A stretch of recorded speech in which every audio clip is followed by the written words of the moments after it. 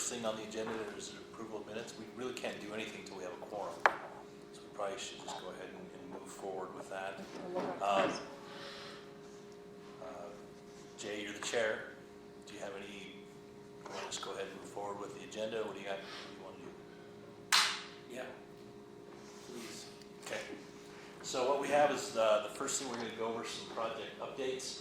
I've invited Eric Rasband. He's with UDOT Region 3. Are you the planning? He's in planning.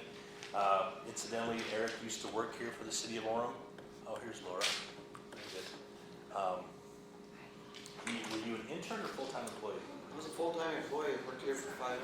Well, with my intern time, I was here almost 8 years. Yeah. In our transportation section down at Public Works, back when engineering was at Public Works as well. He's with Region 3 Planning, and he's here to give us an update on some of the projects that UDOT is currently working on here in our Orem boundaries, and then is also available for any other questions if you guys have any.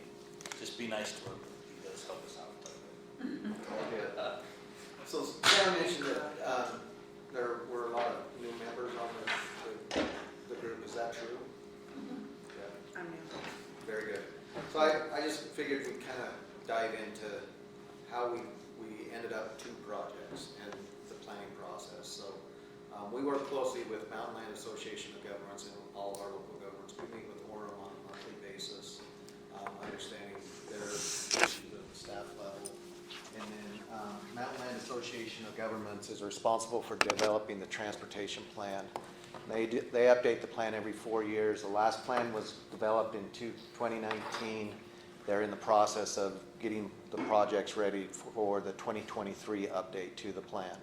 But on 2019, they developed a lot of really good information. This is all available on Mountain Land Association of Governments website. If you just Google search them, and then transportation growth is the tab that has this information.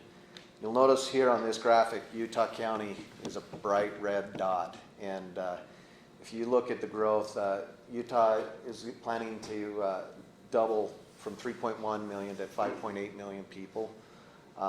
Utah County specifically will add about 1 million people. We have 600,000 today. So lots of growth coming. You could take the growth from Salt Lake, Davis, and Weber County that's projected to the year 2065, and Utah County will be larger than those 3 counties combined in that time. And a lot of the growth that we're expecting is in the northwest part, Saratoga Springs, Eagle Mountain, northwest Lehigh, and then the south end of the county, south of the Provo Bay area, Springville, Spanish Fork, Basin, Santaquin area. We hear growth constantly as we go out and visit with the communities. So just from a population perspective, kind of look and see today that west area is 127,000 people, and we're projected by 2050 to go 430. So all the people there on the west side of the lake, the northwest part of the lake, they need to find places to commute to because there's not a lot of employment in that area currently. And then down here in the South County, 144,390. But you'll see here in the central, the Provo Orem area, it kind of remains stagnant. There's a little bit of growth, about 100,000 people growing in the central part of the valley. This is a population, but this is really the key graphic here is the employment. Kind of see what happens. The west, they're expected to see some growth, but the central area, the Provo Orem area, still is the employment center. And so all that growth that's happening in the northwest and all the growth that's happening in the south, they're all coming to Provo and Orem. It's the economic engine of Utah County. Certainly we see some stuff going on at Silicon Slopes, but those areas are commuting. And so Orem becomes a very critical piece to that transportation future. So in that plan, there's some active transportation elements, bike paths along, say, 400 North, Center Street, down along University Parkway, Geneva Road. We're getting ready to construct some improvements on Geneva Road. we'll go over that a little bit, the Vineyard Connector, and then along the lake. Mountain Land just funded that next phase of the bike path along the Utah Lake on Thursday. And so, and then it appears that they're going to qualify for TIF Active, which is a state fund. That state fund requires a 40% non-state match. The state covers 60% of the cost, and then the local entities cover 40%. And we're going to use that MAG funding to help grow that lakeshore path and get more for the money that they've funded on that. And then from a roadway perspective, each one of these colors are phases. So we're planning out to year 2050. Basically, each color is a decade. Red is now to 2030, blue is 2030 to 2040, and then green is 2040 to 2050. So you'll see some big red lines. This is I-15. It's not additional widening. It's there's a technology that's in place in Australia that takes advantage of ramp metering, and it increases the capacity of the freeway system. We've been evaluating that system for some time and hope to implement that through some funding. See some interchange improvements at Pleasant Grove Boulevard. We're widening State Street from Pleasant Grove up to American Fork. That's under design right now. This interchange at Pleasant Grove Boulevard is in environmental. The Vineyard Connector, we're constructing the next phase from Vineyard Main Street up to 1600 North later this year. You'll see 1600 North here in Orem. That'll be one of the projects we talk about. Center Street is some widening from I-15 over to State Street. That's the next decade.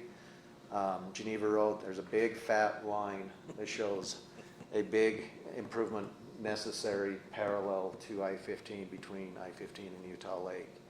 Where that's going to fit, what it is, that requires a lot more analysis. But it's showing some needs. But you can see a lot of things coming through Orem. And then this big green line across Utah Lake. You know, talking about the growth happening over on the west side, they got to get to the employment centers. So that is an option that is currently in the plan as we move forward. Have Yes. they defined areas? I mean, you could bring it across the lake, but that's solid houses over there. Has anybody intervened and said, okay, you can't build here anymore? Well, we can't say you can't, because people have property rights. What we can do is we can identify that there's a need through this mapping, and then if the property owner wants to sell that property, they can either develop it and go that route, or they could approach the state or Mountain Land under a willing buyer, willing seller, and we can purchase their property. But it has to be willing. We can't force it until a project. Once a project is funded, then we have more policing authority to where we could, if we have to, go through eminent domain. We really try to avoid, very much like the city, we try to avoid eminent domain. And I actually was researching some data today and realized in the mid-'80s there was a law. There's always been you know, through the Constitution there's a fair compensation. So we have to compensate people for their fair market value. That's in the Constitution. But in the mid-'80s there was another law that required us with federal funds to also pay for relocation costs.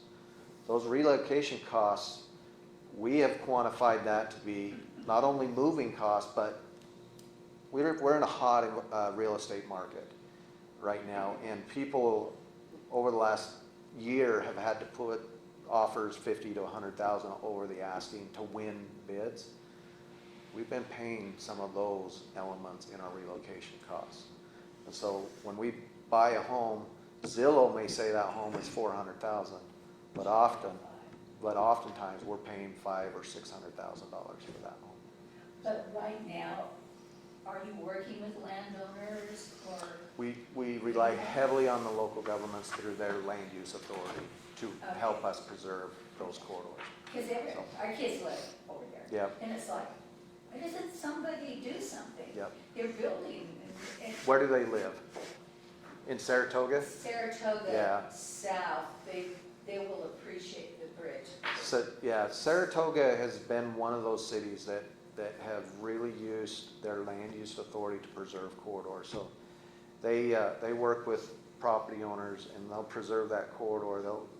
As a developer will come in, they'll offer densities or other things, or they just say, listen, we got a road on the map, you need to give us that corridor.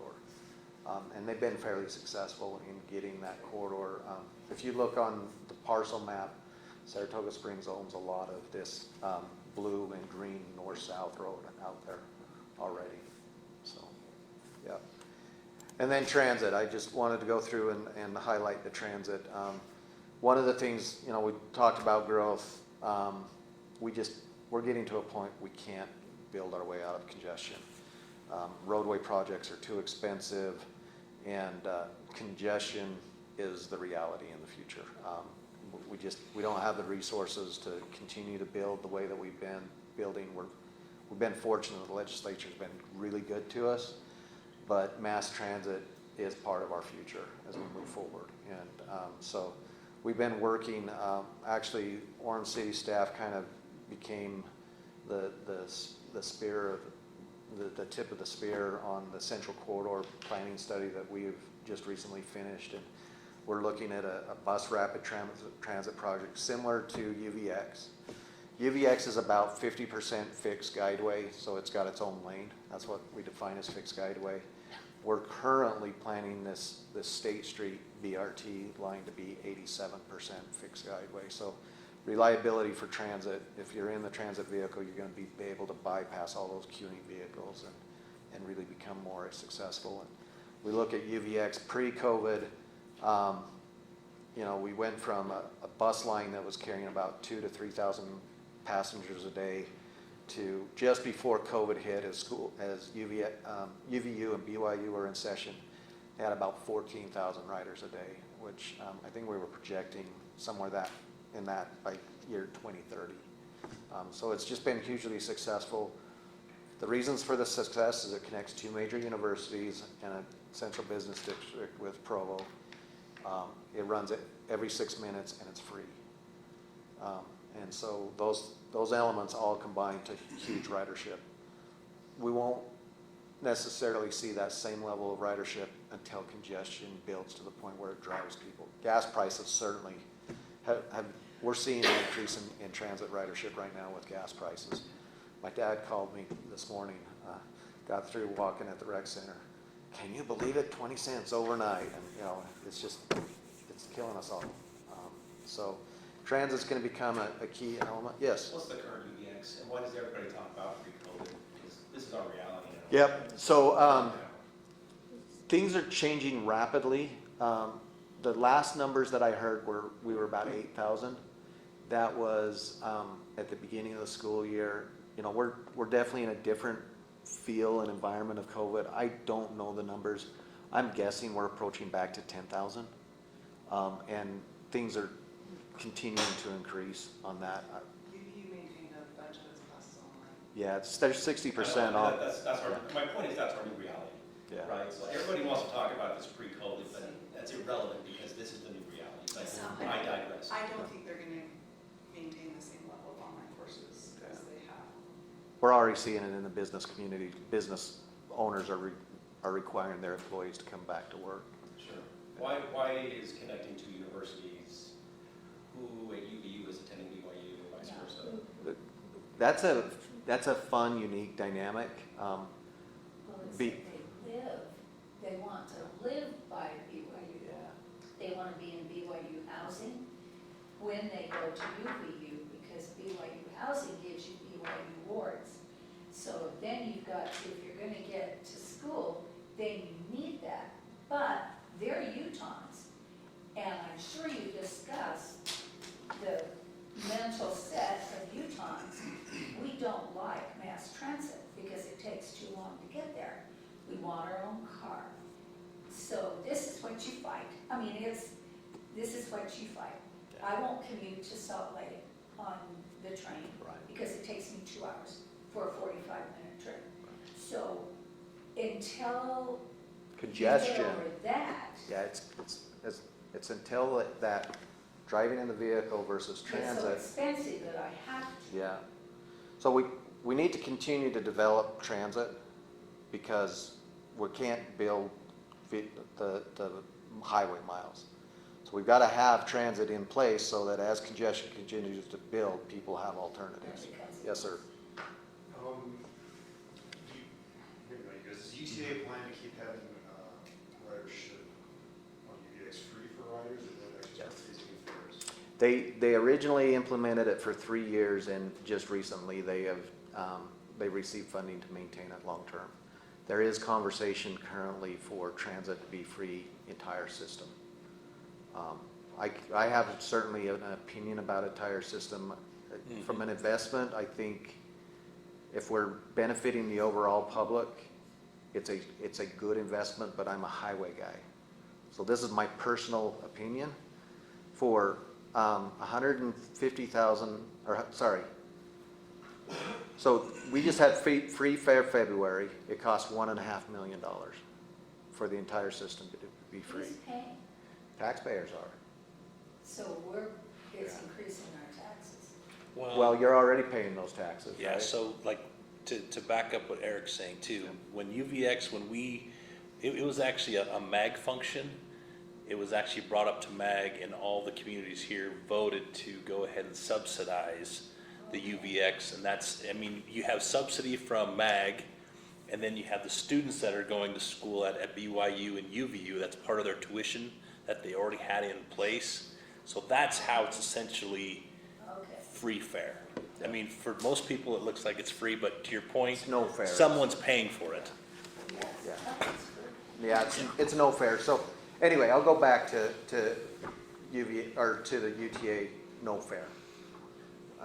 It's free fare February cost $1.5 million. So for $18 million a year, we could benefit. Currently, the entire UTA system is about 150,000 riders a day. If you look at the investments we're making on interchanges on Bangalore Highway, we're spending between $80 and $140,000, or between $80 and $140 million for one interchange. That one interchange influences 90,000 people a day. So for 18 million, 150,000 versus 90,000 for up to $150 million. So from a cost perspective, it's a really good investment in the transportation system. That is just the fare.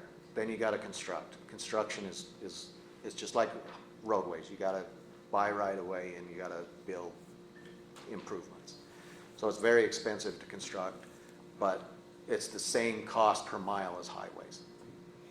And so the benefit that you could get with moving a lot more people, if you're looking strictly numbers, and yeah, I'm with you.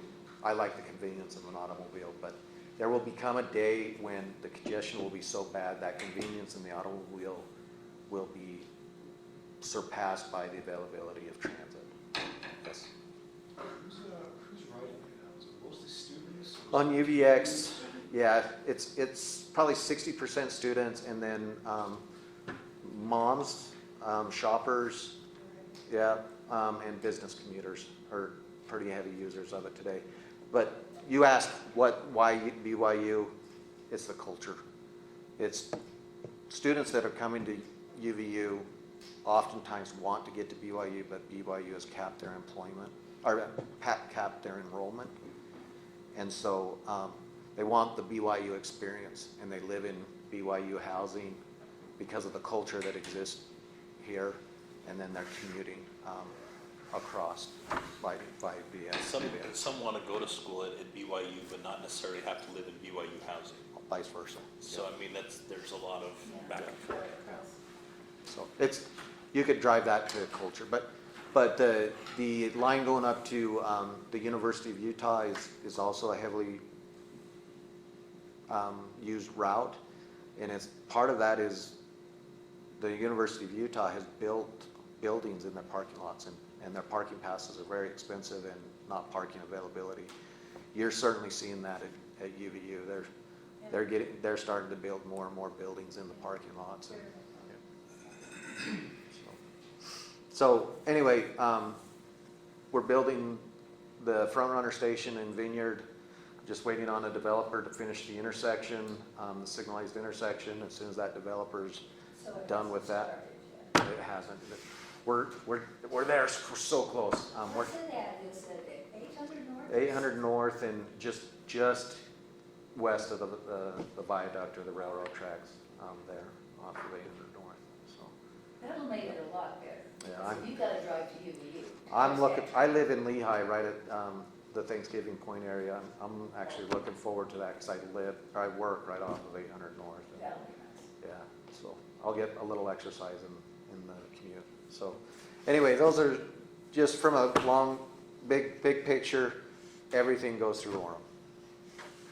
So Yay. And the it's part of an political- urbanized area, right? So you get the pros and cons. You're the economic center and that attracts people to you. So, And you've heard the political mood in Orem that we don't want that bus going up I've State heard Street. that. Yeah, You're just gonna have to wait out, huh? we'll see what happens. So You said BRT, which one of those is the BRT? it's the red. So that goes down State Street. Yep, So why would they have a bus service and a BRT, or is that just long-term? long term. Convert it from a bus to a bus rapid transit. Put it in dedicated lanes to improve the reliability. They actually, they did enhanced bus route on State Street. It used to have 30-minute headways.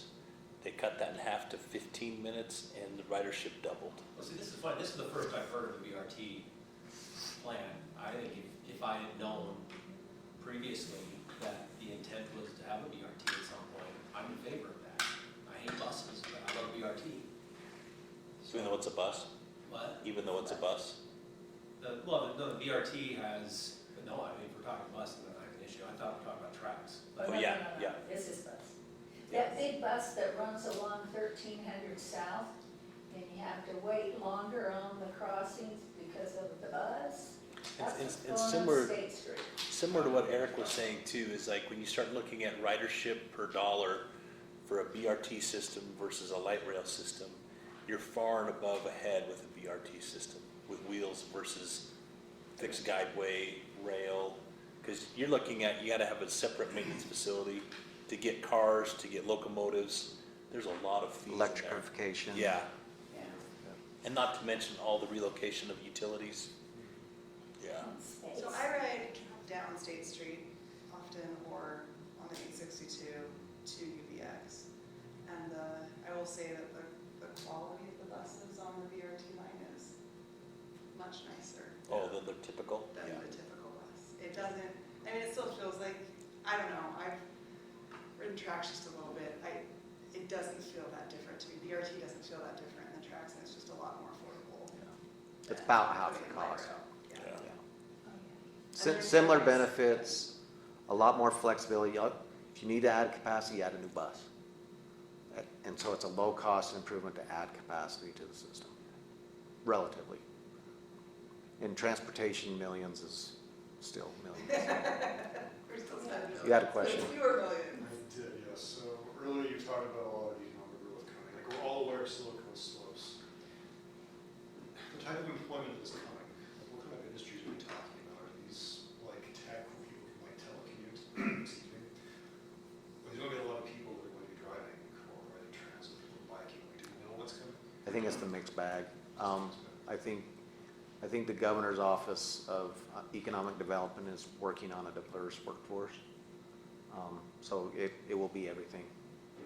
Yeah, but, You gotta realize that was done in what, 2017? yeah, I mean, we've had COVID, to Jay's point, now we're in this pre-COVID, which is now our new norm.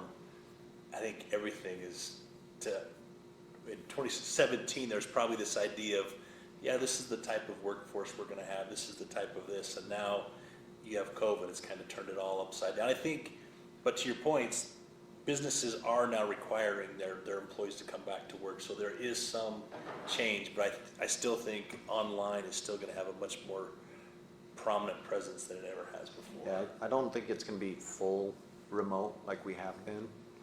It'll be 50% in the office and 50%. Our daughter has to go in 2 days a week Yeah, to sell it. yeah. There's there's just an expectation that you're available. So, okay, any questions about the long-range plan or growth? Okay, I'm gonna dive now into projects specific to Orem.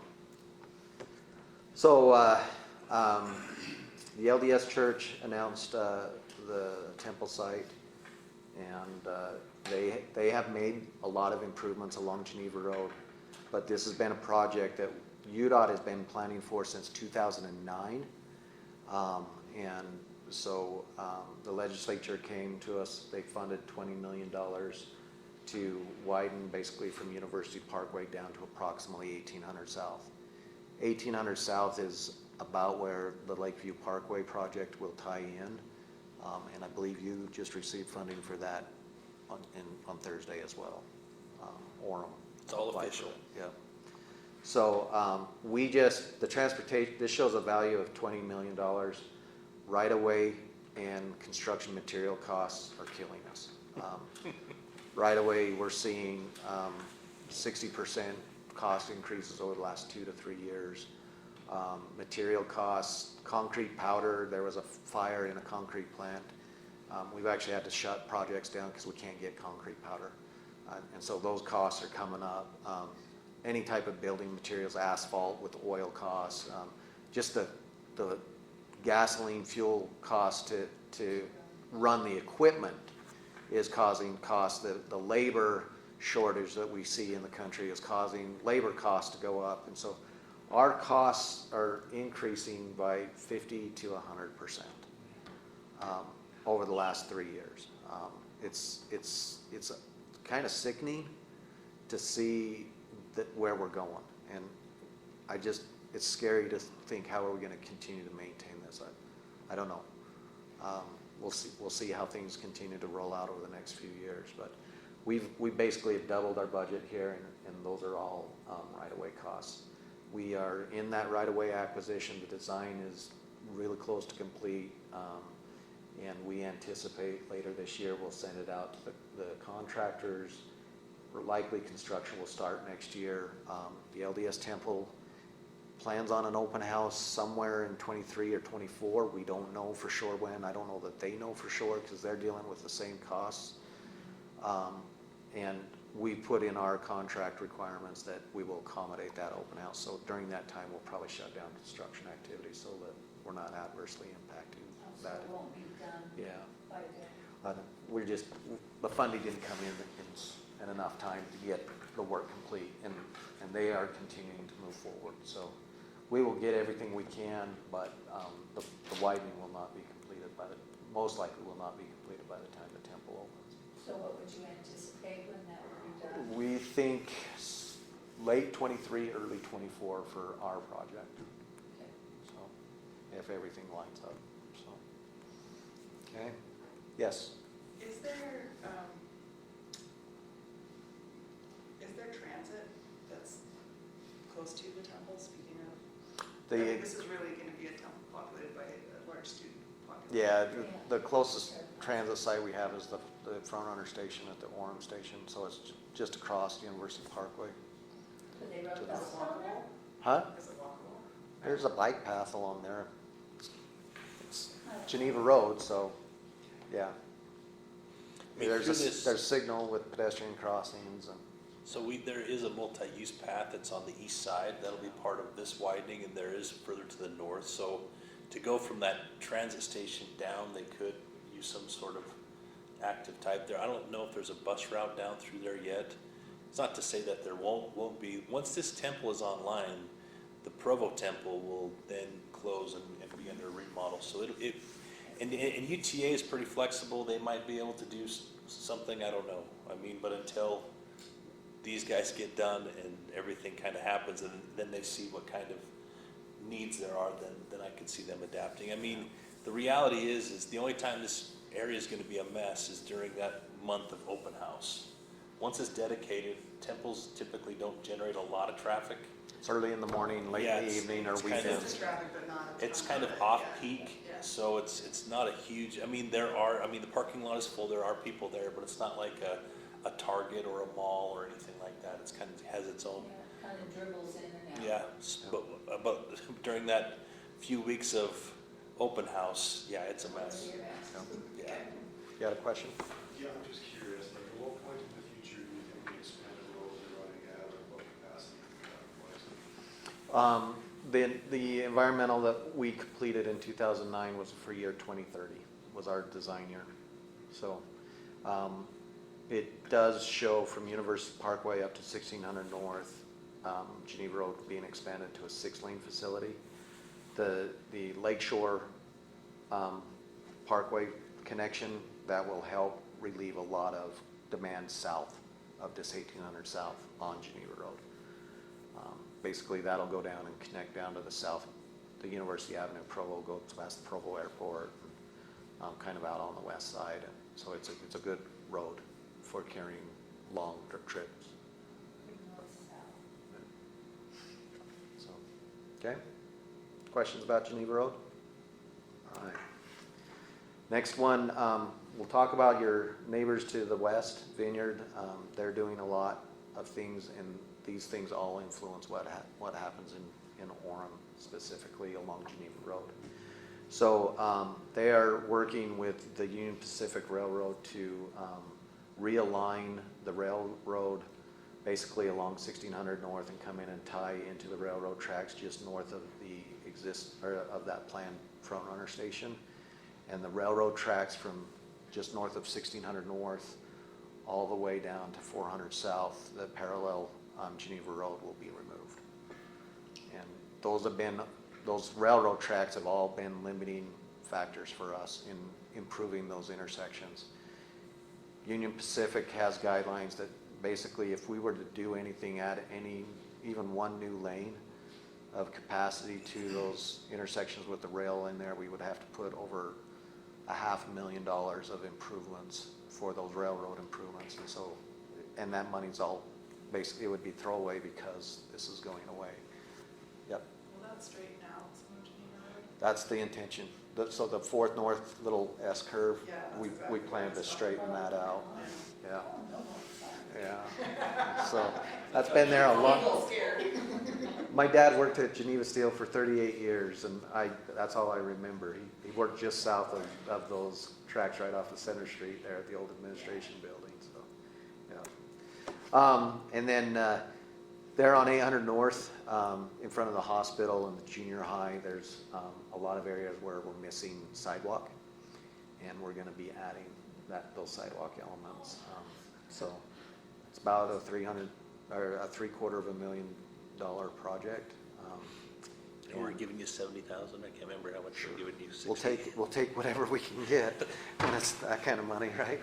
Yeah. So we're just in the process of working with the adjacent property owners, and then construction late 22 or early 23, depending on that right-of-way process. The piece there between 6th West and 4th West on the south side, when UDOT comes through and they put the missing sidewalk, mainly the closer there to 4th West, once that's complete, we're also going to be doing a landscape beautification project there where we'll take care of that native scape in there that some call weeds, and we'll put in some rock and some bushes and some plantings and kind of clean that up. I know there were some neighbors that were really excited about that and wanted to volunteer to help in that process.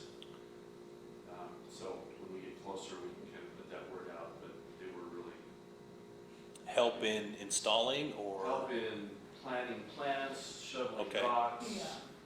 whatever. Service day. Wow, if they want to shovel rocks, hey, I'm all about that. Well, Okay, so the well, guy that was so excited about it is, he was speaking for a lot of people, so I think what he was saying is we can get a lot of our youth there to help Okay. do whatever needs to be done. Perfect. That's awesome.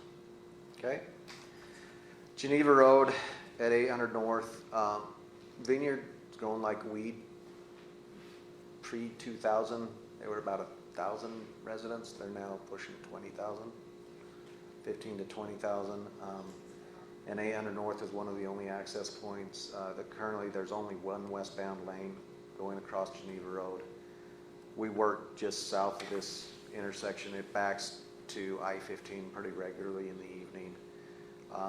One of our signal engineers started looking at this, and saw some of this kind of chevroned out area of unused pavement. And so we've identified some restriping. That restriping is going to require some asphalt overlay so that we don't end up with ghost lines. And this number is, yeah, it's $350,000 to restripe an intersection. We'll do it over a weekend. We'll add an additional lane of capacity through the intersection, and that'll buy us a lot of time. A lot of time. It'll be a good project. And then once the railroad is removed, then we can go in and make our final improvements. Are they just gonna merge after the intersection? There's a signal at Mill Pond, just west of the Geneva Road intersection.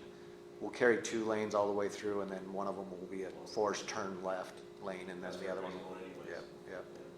So. Oh, there's the improvement, so. We've been working on this project with Orem staff for a very long time. Raised medians, safety enhancements at this intersection right out here. We've put it out to bid 3 times, and the bids have all come in way over our costs of it, our funds available. We recently bid it out, and we had a contractor give us a bid that we could afford. And so we're working, and this work will start soon. So as soon as we get the contract documents figured out and whatnot. Is it reliable? It's one we've worked with, yep.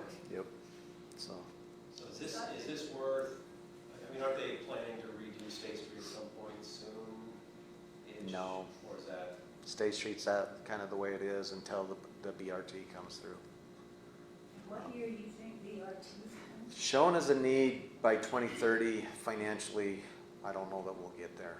For year 3000. Yeah, 2030. 2030, that's Yeah. not. That's not very far, right? It's only a year, I mean, Yeah. that's my point, is that it seems a little frustrating that UDOT spends an ungodly amount of money to do Parkway and 15, and now they gotta redo it already. Like, why can't we figure this out in a 20 or 30-year plan and just do it right the first Yeah. time? Development changes. Things change. So we do our best to try and predict the future, but it's a crystal ball out there.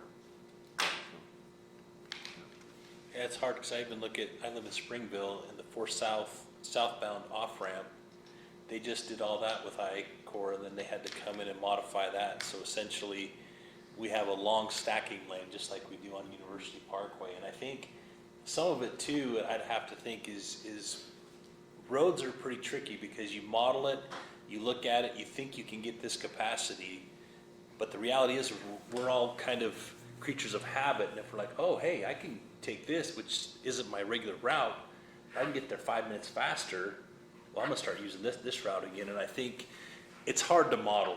And I don't know how many of you guys are familiar with models, but I mean, to be a good modeler, you really are some sort of a wizard because you're trying to guess patterns, you're trying to guess, well, I think, I think we only have about this much pass through, and most of these guys are gonna go left or right. So you try and do the best you can, but all of a sudden you have COVID, you have this unprecedented growth, people trying to get out of some place, or they're trying to get to a state that has water.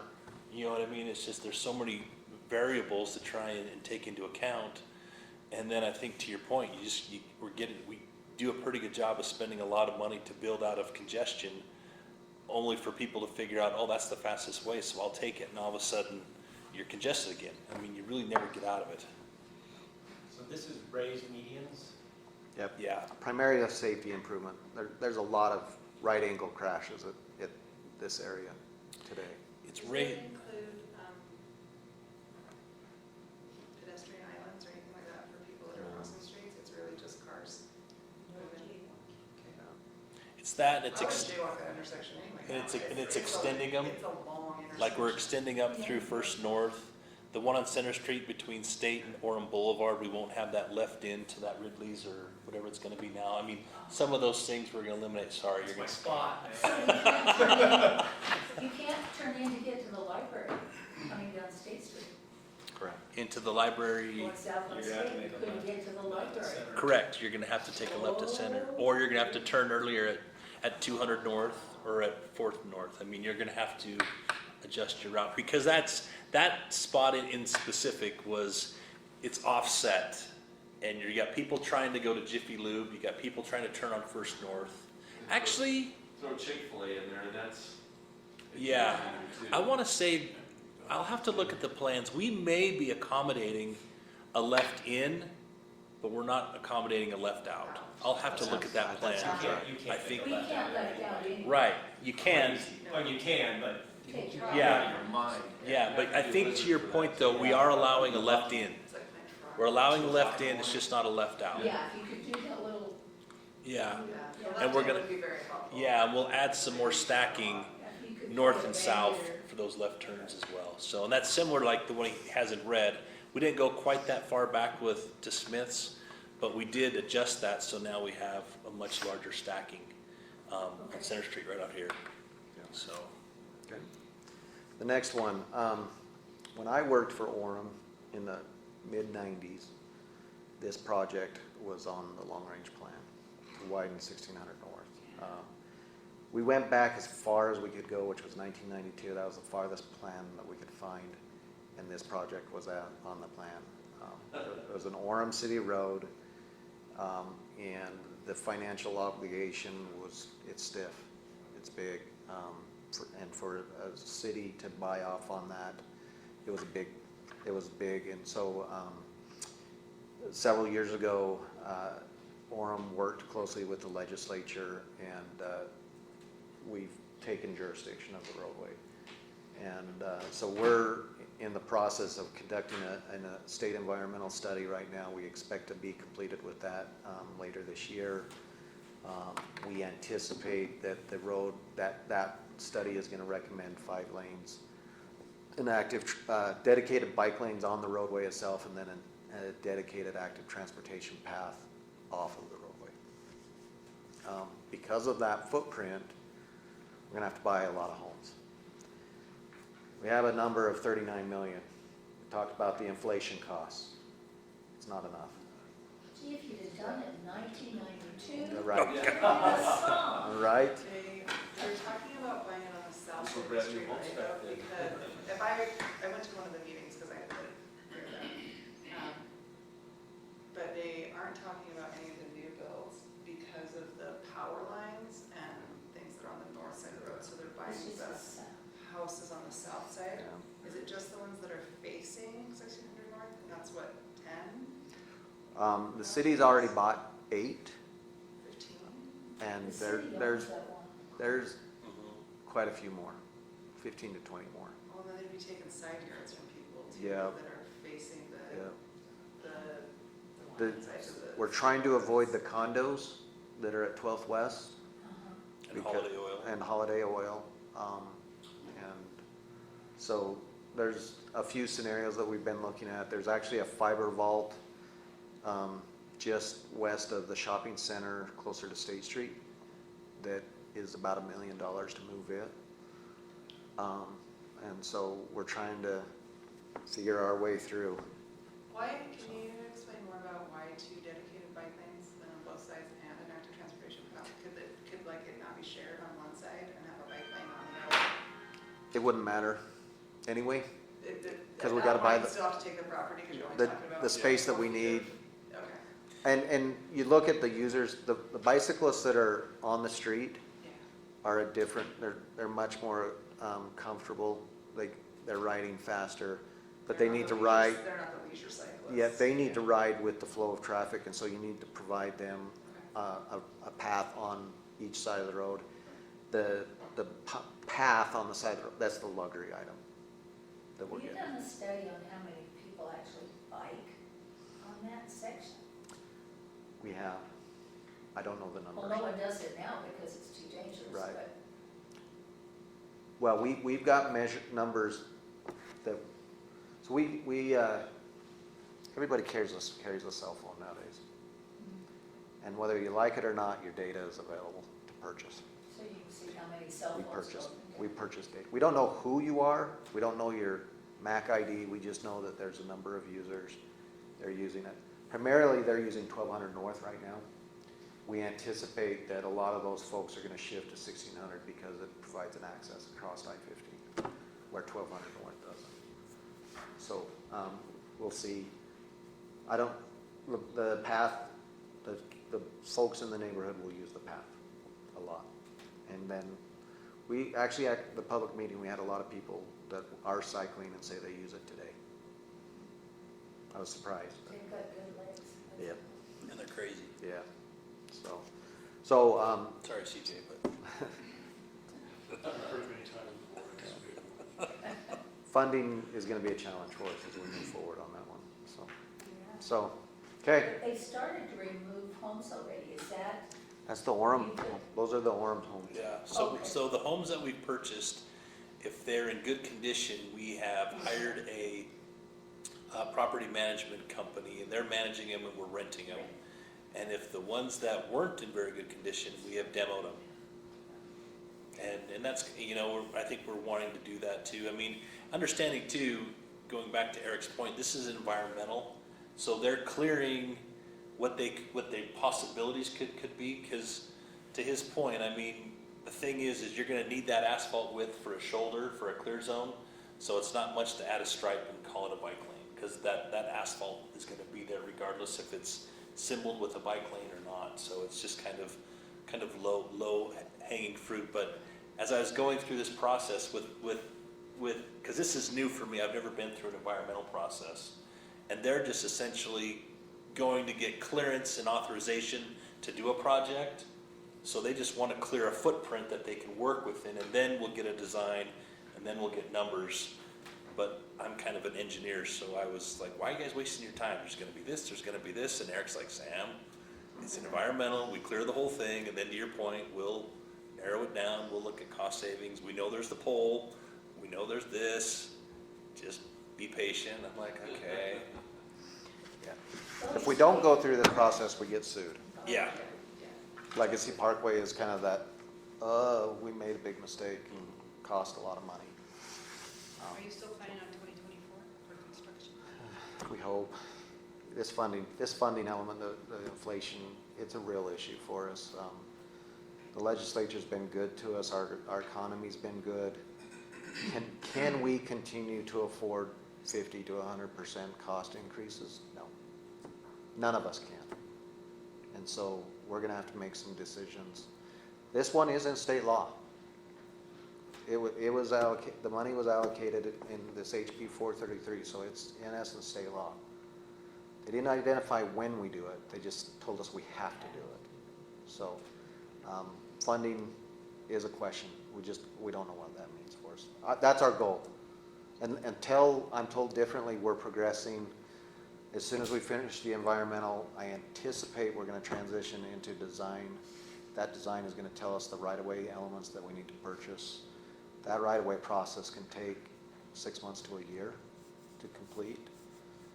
Kind of talked about that is we appraise the property. If the property owner agrees with that property value, then that's the offer. If they don't, they hire their own appraiser. And then we oftentimes meet in the middle, and then we have to also pay for their relocation because it's project driven. So moving costs, we have one individual that has a daughter that is handicapped and needs wheelchair accessibility, so we've got to find a home. We basically have to help them find an equivalent home. And whatever that equivalent home, we need to make sure that they've got money that they can buy that equivalent home. And if the bidding environment continues, bid enough to, give them enough so they can bid to win the project, or the home. So it's a nasty, this inflation issue is, I don't know.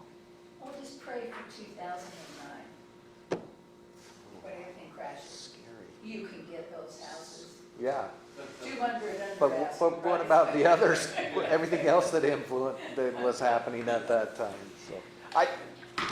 I'm in You never know, I'm trying to buy a home myself, and yeah, that part of me like, yeah, but then there are the other issues yeah. that happened That's during a that question, time. yeah. Yeah. So, okay, any other questions? That's what I had prepared. Thank you. So, Do you know who operates the trail down the lake? Who owns it? I bet you it is Utah County. sure about that. So, Richard Nelson is the county engineer. I can get you his phone number if you need it. Just curious. Yeah.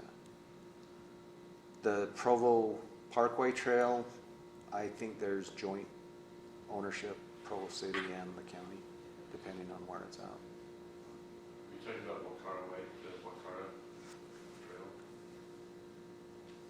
Where is it? No, the one on the lake. It was, Yeah. Just adjacent to Lake Shore. That's the county.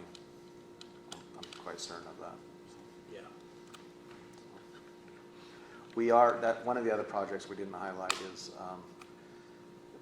you know, you go up to Provo Canyon to Vivian Park and that bike path dies because of the railroad. The legislature and the Transportation Commission just funded the missing segment. It's very expensive, 30 million plus. To get us up. For that little section? Well, from a construction standpoint, what you have to do is you have to put your construction equipment, all of your backhoes and stuff on a rail car, move it down, move all your materials down on a rail car, construct. It's the reason it's the missing segment. It's the most difficult. There's a lot of cuts. You have to pour bridges, if you will, up in the river itself. Right-of-way acquisition, and but we hope to get that completed next year, maybe into 24, and that will create a loop, 100-mile loop, basically all the way around Heber, Park City, back down into Jordan Valley, back out. So it'll be a huge asset. We have one guy that lives in Heber. He rides his bike almost every day from Heber to Orem, so he's looking forward to it from a safety perspective. Where does he ride now? Rides on the road. Yeah, that narrow section there by the Island State Park. I don't know how he does it, but he does it. How about the new bridge to UVU and the train station, who owns/maintains that? That's ours. So CJ and I did a bike ride with bike walk forum, and we experienced the broken elevator, Okay. which they told us is broken more than it's broken. Okay. So I don't know, they I- wanted us to make sure we got to the I person will in charge mention of it. that, and I actually think the elevators are UVU, but I will verify that. I'm gonna send you. the little gutters are really smart idea, except they're very, very difficult to use because they're right up against the edges and the handrails. And basically, we found out that everybody that rides bike carries stuff with them, and you can't get a bike in that gutter. So they suggested gutters down the middle would have been, or would be more practical. Okay. That's too late for that. Probably too late. But yeah. So Um, we all carry our bikes. It's nice for walkers, not for bikes, you say, so walk. I'm a little surprised at the number of pedestrians that use that. We put some counters on it. Almost 5,000 pedestrians a day. That's equivalent to a half a lane on University Parkway It's amazing. from a vehicle perspective.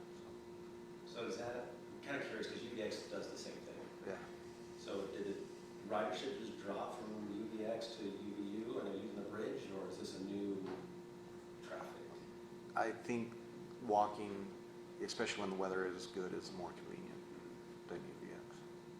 So, and you know, UVU, we talked a little bit about they're building new buildings. Their plan is to bring all their buildings closer.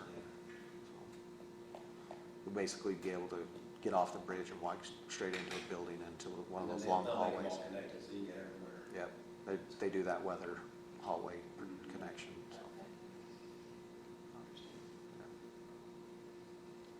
Okay. All we got? That's all we got? Yep. thanks for your time, Eric. Glad to do it. That was great. If you have any questions, give us a holler. I just got a few things, some other updates on some of our projects. The roundabout at 4th West and 12th South. I did actually find let's see if you want to hand me that. Okay, let's see if this works. Yeah. Long enough? Nope. You gotta trade me. Okay. All right, I'll take off. Thanks, Eric. See you, Eric.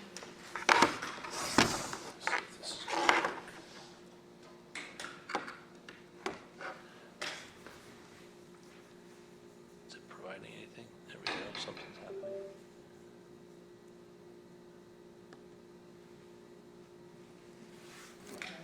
Is it up there? Okay, perfect. So that's the roundabout. I don't know if, did I have this up for you guys last time? Okay. I just wasn't for sure. I was downstairs. This is the final plan. Yeah, and right now, I finally did get some feedback from the church and working through the offer, I guess, that the city's going to present to them for the property. So they're wanting some compensation for this access and some parking stalls. So I'm working through that. So I should have something for that here shortly. There's also a roundabout, or the intersection improvement project up at 16th North and 4th East. We are working with MAG. They'll actually be the ones that'll be the project manager for it. I was just verifying that the agreement that was signed and approved in the county commission meeting was the same one that we agreed to. Hopefully they didn't get And you're the saying wrong. there's wanting to do a roundabout there? Well, at the intersection improvement project, what's gonna happen is MAG's gonna be the project manager. We have that funding set aside and they're gonna look at improving this intersection.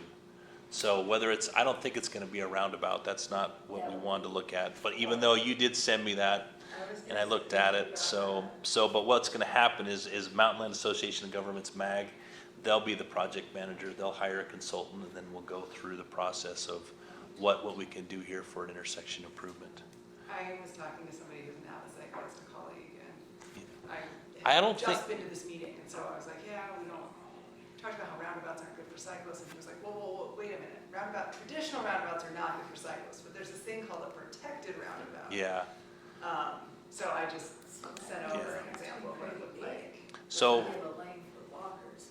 It has a lane for walkers and a lane for bikers separated, so that the bikers and the walkers aren't running into each other, because that path is used a lot by both. yeah, And then you're not having the compliance issue that Sam was so worried about, people still just going across, you can't if it's a protected roundabout and then there's some, either concrete barriers or painting or whatever that keeps the cyclists who are going pretty quickly separate from the cars, and then at the crossing point, you have a separate lane for cars and for pedestrians. I thought it was worth looking into. Yeah. Not like, necessarily the cheerleader for it, but it was an idea I hadn't seen before, and I thought, I have both not both, I have cycled that intersection, I have been on rollerblades with my children in that intersection, I have walked that intersection, and it provided safety and a lot of options I think would be interesting to consider.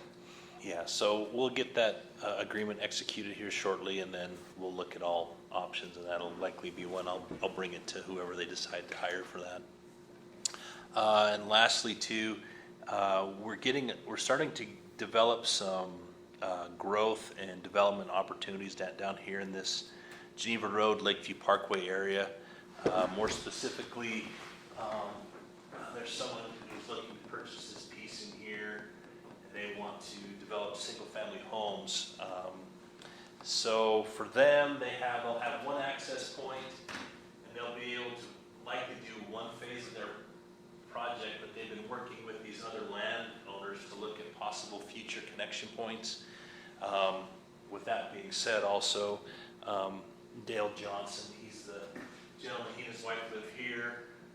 He's interested to see what will happen with his property, so With some of that money that we have left over when we were initially going to widen 16th North using MAG funding, we're gonna,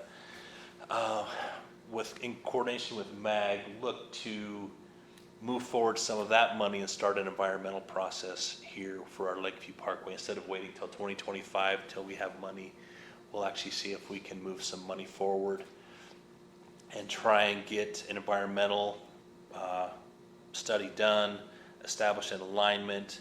Hopefully, if it happens fast enough, we could look to purchase property and maybe help accommodate some of the needs for Geneva Road, one of them being stormwater.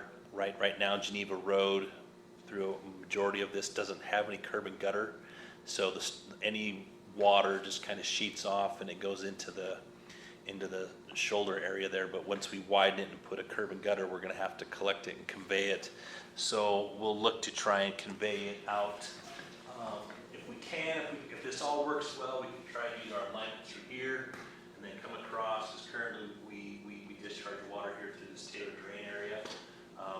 So we're just trying to coordinate some efforts and move these things forward, since this project kind of surprised us a little bit. So we're trying kind of reacting to it. So that's kind of some of the things that we're doing traffic and transportation wise. Sam, could you just show me where the soccer complex is, based in relationship to that, so I get a better idea?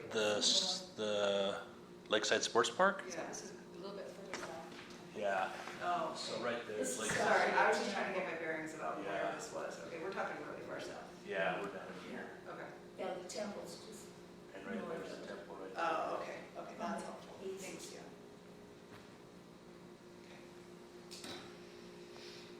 I do have, again, I just haven't had a chance to get through all of the updated transportation master plan, but I'll get that to you guys here before too long and you guys can review it. Other than that, I really don't have much else to cover. Are there any questions or concerns?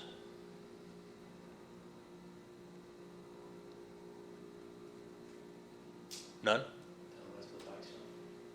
Yeah, I want to hear about bikes. So CJ and I did that ride. Oh yeah, how was it? I thought I heard afterwards. There's special shorts for that. You know what? I'm understanding it now. Sure. It didn't hurt so much. when How I many did it, miles so- did you go? I did 11, what was it, 12, something like that. CJ kept pushing, let's do more. Anyway, it was interesting, it was pretty eye-opening, at least for me, not being a road biker ever. Some of their big concerns with State Street are unfriendly, but I don't think there's fixes for that. But what, part of they had a lot of issues, a lot of concerns, but we asked them to kind of boil it down to maybe their top 5 or something.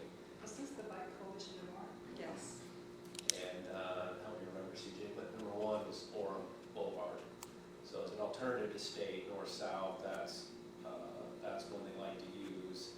But the bike lanes are not terribly bike-friendly. There's a lot of gutters.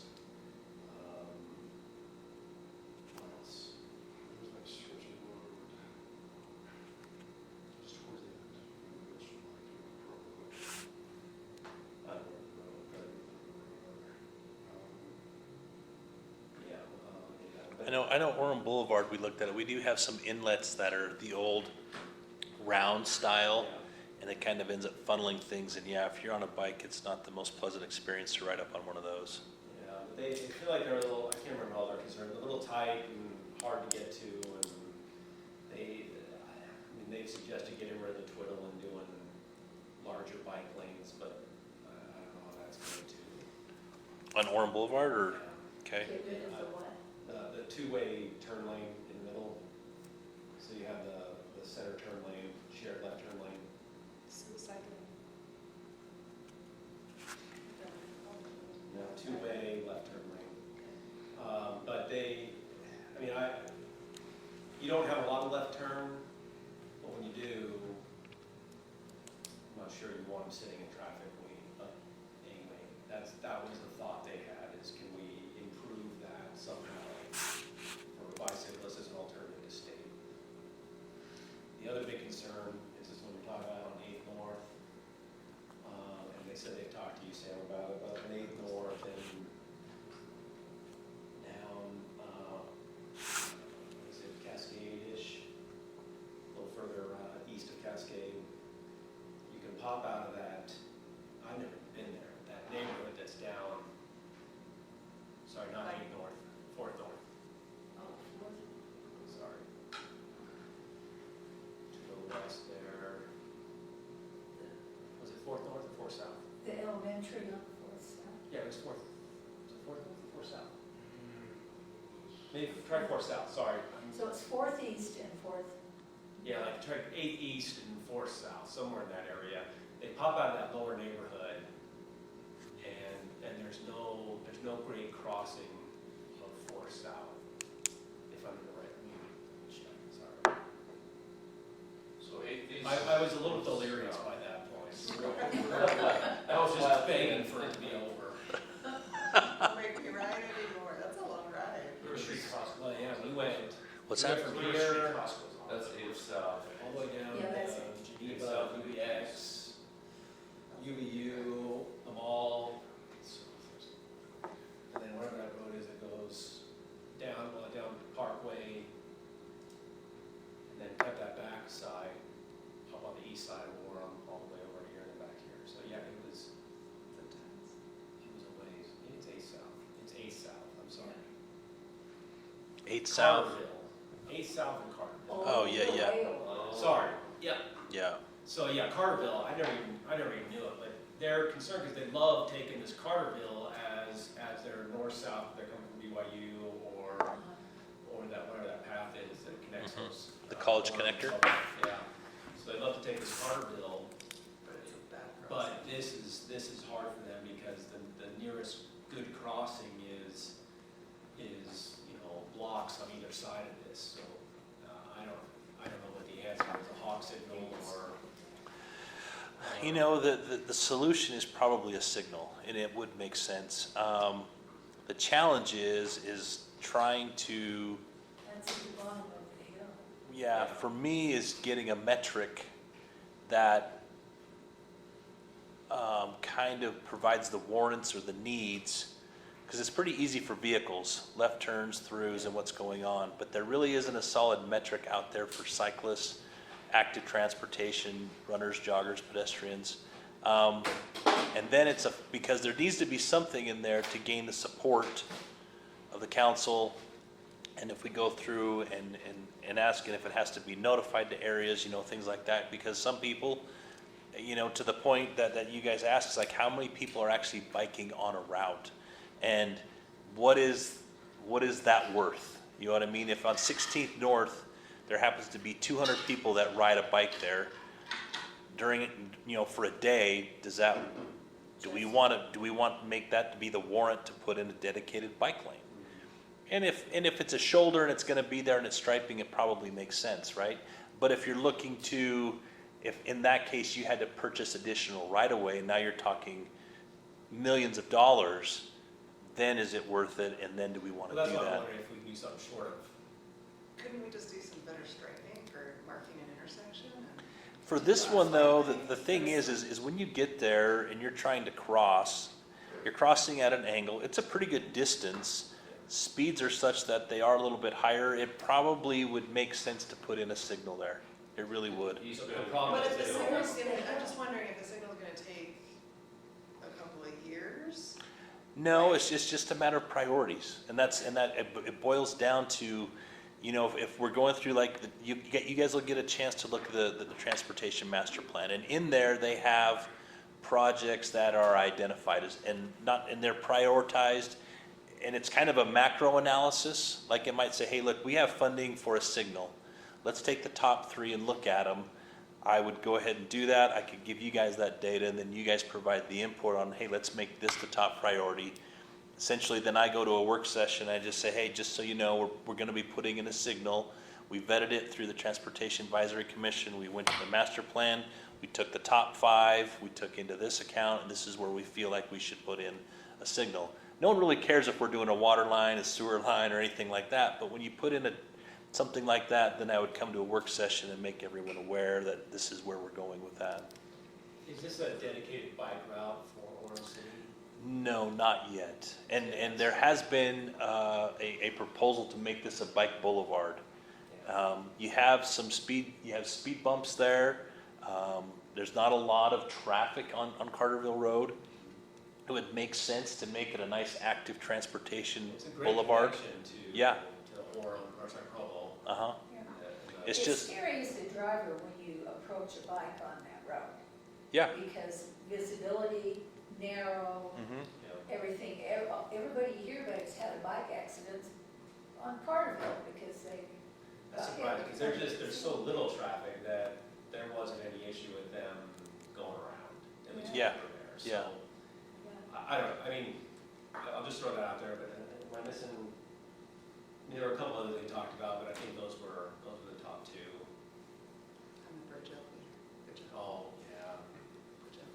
Yeah, I would think that's probably a UVU thing if I had to guess. That 'Cause- is frustrating, anyway, that's frustrating. Which one? The elevator doesn't work, Oh, it's brand freaking new, What's that? the elevator doesn't work on Oh, the bridge. at UVU? What? The one that works, just not the one that's. Yeah, one of them works, it's 50%. On the east side or the west side? On the west side. Is it vandalism or just a bad No, just don't elevator? work.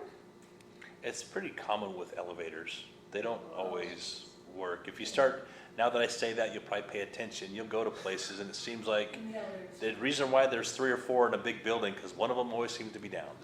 I don't know, I mean, we have the one here and it seemed like, One person uses it once a week yeah, or and something? and it's, for whatever reason, sometimes it just goes down. And if you want to try and ride in it, I'm just telling you, it's a little sketchy.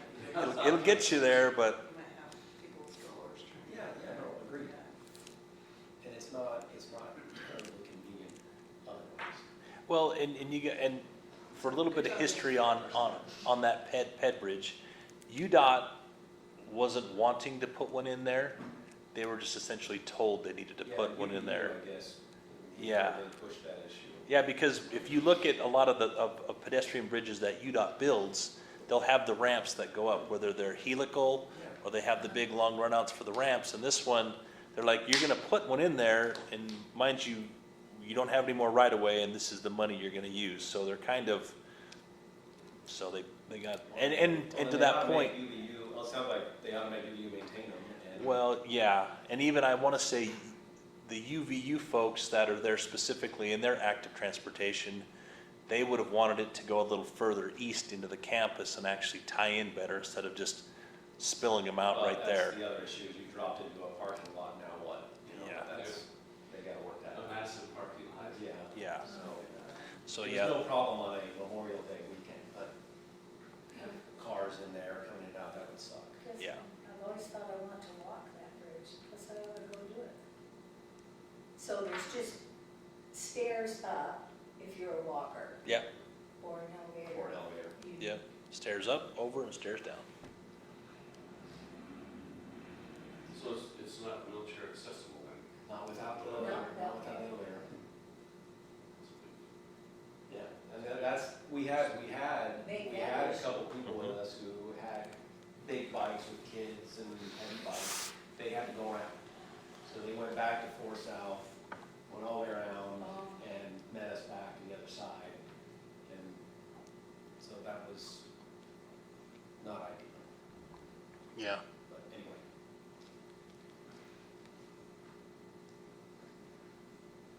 But yeah, that's good info to have.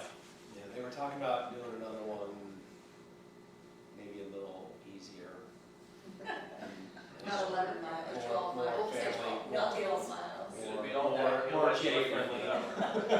What you need to have, Jay, is you need to have fat guys leading it, Well, okay? they all You don't go that had, far. except for the guy who was clearly a hardcore bicycle, they all had electric bikes. And that was hard, like, I'm way behind the times, so my legs are not nearly as electric as that, but anyway, they weren't sweating nearly as hard. It's just- No, Yeah.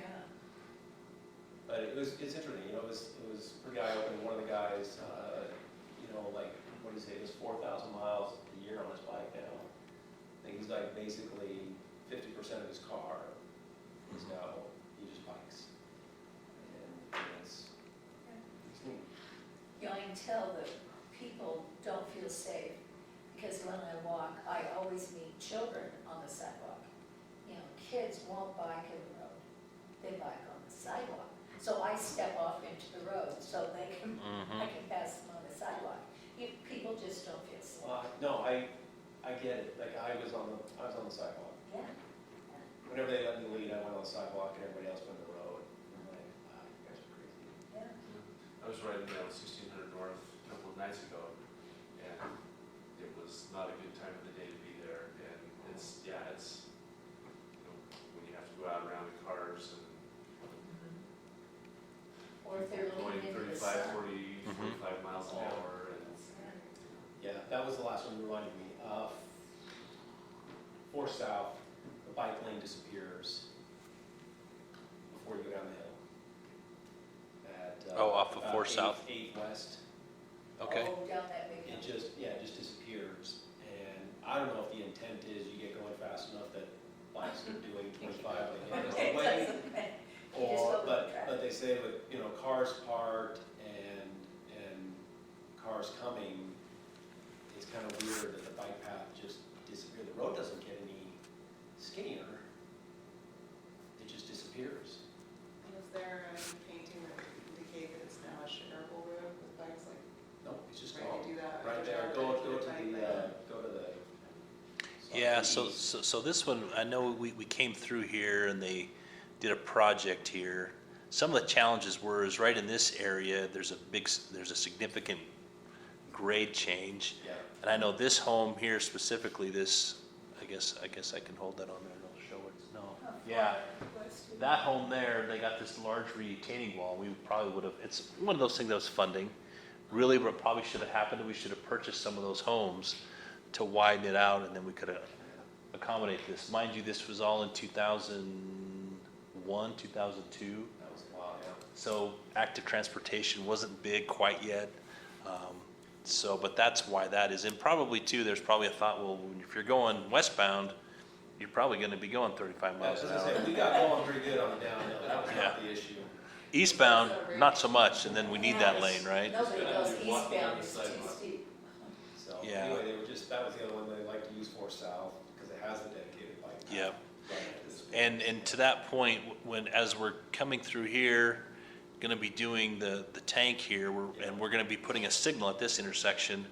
We did consult with a firm to kind of look at some options to sign this and stripe it for bikes.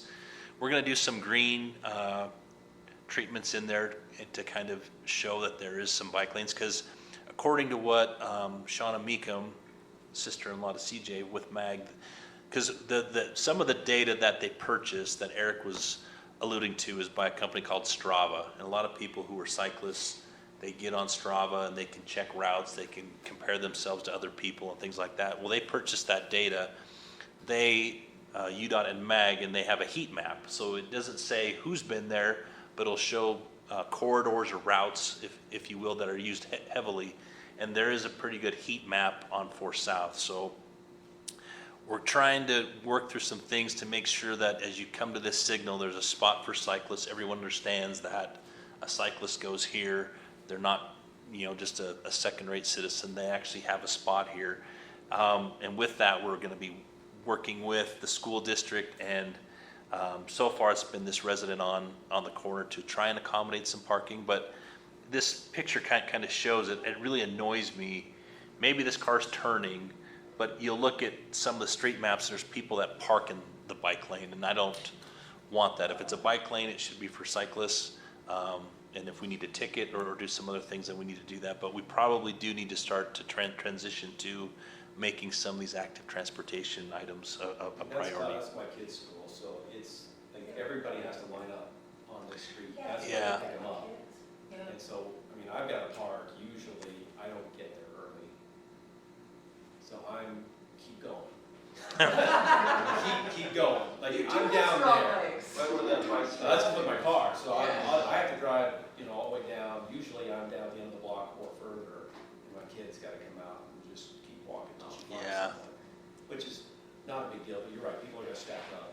Well, it's gonna be a Where they big, can. big deal for the next 2 years. When we start building a tank, we're looking to purchase this home because when we build this tank, there's trucks that are actually gonna have to ramp down and go down 30 feet so we can build the tank.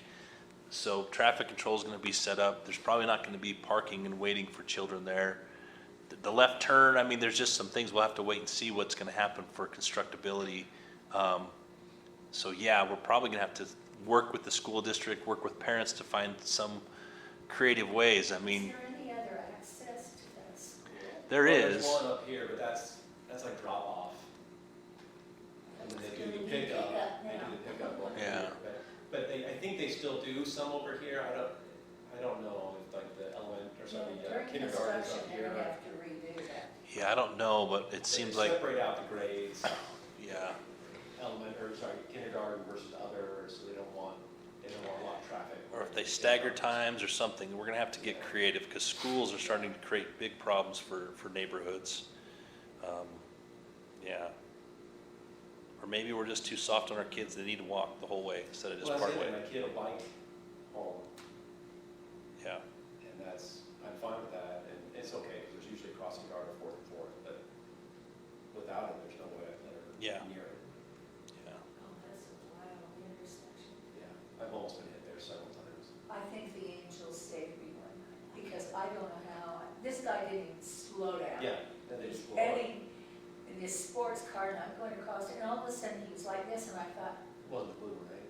why, I don't know what Wasn't a blue happened. BMW? I think the Angels just protected me, because he should have hit me, I should have kept going, I don't know what happened. It was like I went into the twilight zone, and it's gone, I thought, how did it come when I didn't die?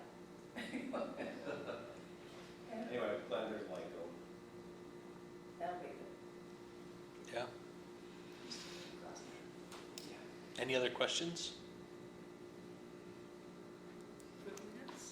Yeah, the only thing we'd have is just to approve the minutes now that we, Motion to approve. Second. all in favor? Let's see. Aye. Any opposed? Okay. I've got a family thing I need to run off to, so I'm gonna We're done. sneak out, but gosh, it's good to be in person with everyone. It's so much better than the Zoom. Then the virtual, yeah. So, Very good. Well, thanks, everyone. I guess move to adjourn and do all that. Grab some snacks if you want on the way out. Move to adjourn. Second. All in favor? Yes. Anyone want to stay longer than they need to? Okay, we're out of here. Second that, Jay. I did. I mean, CJ. Good night. Jay. Thanks, Jeff. Yeah.